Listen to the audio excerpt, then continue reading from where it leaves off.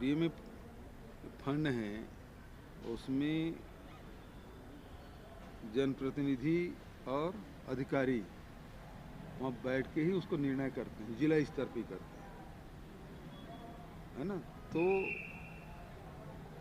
वो सारी चीज़ पारदर्शी तरीके से हो रहा है। यदि कोई शिकायत है तो हम दिखवा लेंगे।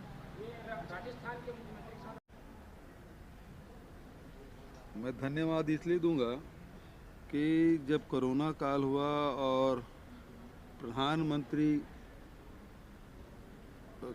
केयर फंड जब बनाए तो यहाँ के ही उद्योगों से सारा पैसा गया, एक पैसा उस पर नहीं आया। और जो वेंटिलेटर आए थे वो चल नहीं रहे थे। क्या इस बात के लिए धन्यवाद दूँ? वो हमारा हिस्सा है, कोई हम पे एहसान नहीं कर रहा है। यहाँ से जितना कोयला, जितना लोहा, जितना बॉक्साइट, जितने यहाँ मिनरल्स निकल रहे हैं छत्तीसगढ़ से, वहाँ से आता है तो उसमें कोई एहसान करना है हम पे जिसमें धन्यवाद दें?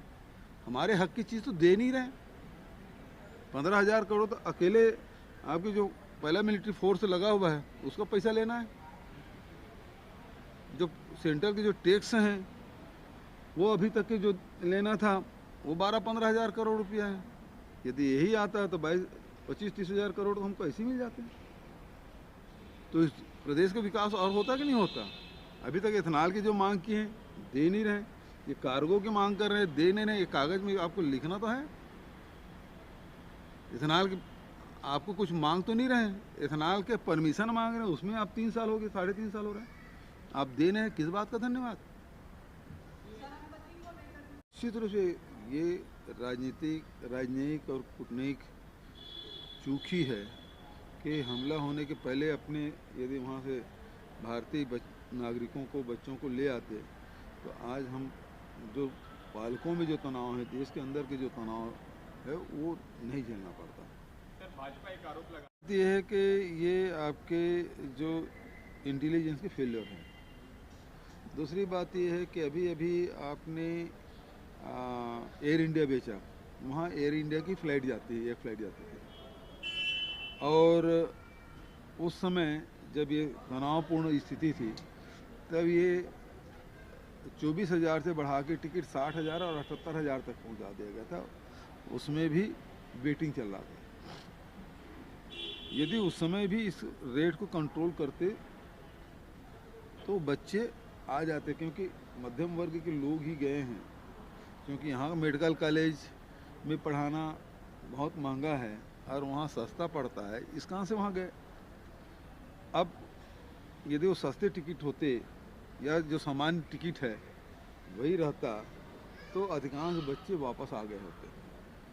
लेकिन और अब ये जो बॉर्डर के, हंगरी के बॉर्डर के बच्चे तो आ गए हमारे 6, लेकिन जो खार्की और कीव के में जो फंसे हैं, जहाँ लगातार बमबारी हो रही है, वहाँ हमारे जो छात्र छात्राएं हैं वो निकल नहीं पा रहे हैं। भारत सरकार के तरफ से कोई पहल नहीं हो रही है।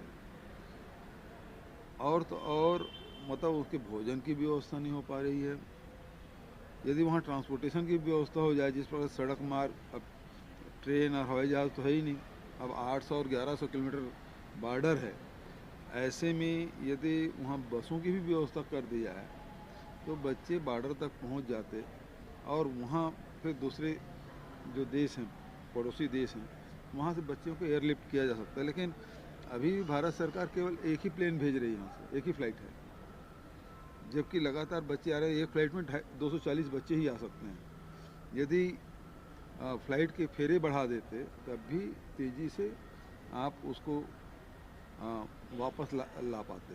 लेकिन भारत सरकार से हमने भी अपील की है, अभी इस अपील पे कब अमल होगी ये देखने की बात है। कांग्रेस तो अंग्रेजों से नहीं डरी जी, किसी डरने क्या ज़रूरत है। लेकिन चौकन्ना रहने की ज़रूरत है। ये लोग जिस स्तर पे जाकर प्रजातंत्र का गला घोटने का काम करते हैं, विधायकों को डरा धमका के खरीदने की कोशिश करते हैं, वो तो जग जाहिर है। चाहे गोवा की बात हो, चाहे कर्नाटक की बात हो, चाहे नॉर्थ ईस्ट में देख लीजिए, उनको बहुमत नहीं मिले और किस किस प्रकार से दल बदल करा के ये लोग सत्ता हासिल किए हैं, ये सब जानते हैं। तो उसी को ध्यान में रखते हुए बैठक आयोजित की। राहुल जी प्रियंका जी के साथ केसी वेणुगोपाल और दोनों मुख्यमंत्री हम लोग थे। उसमें अभी जो 5 राज्य के चुनाव हो रहे हैं उसके संदर्भ में और 10 तारीख को जो रिज़ल्ट आएंगे उसके बाद की जो रणनीति है उसके बारे में गहन विचार विमर्श होगा। गोरखपुर बढ़िया, बहुत शानदार। और 5 चरण के चुनाव हो गए, 2 चरण बाकी है। जैसे कि मैं पहले भी कहता था, भारतीय जनता पार्टी जा रही है। अब स्पष्ट हो गया है कि भारतीय जनता पार्टी सरकार उत्तर प्रदेश में नहीं बन रही है।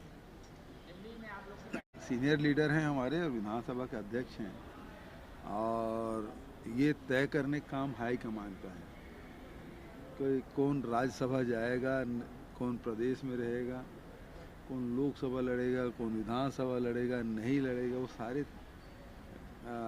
चीज़ का फैसला, सारी बातों का फैसला हाईकमान करता है।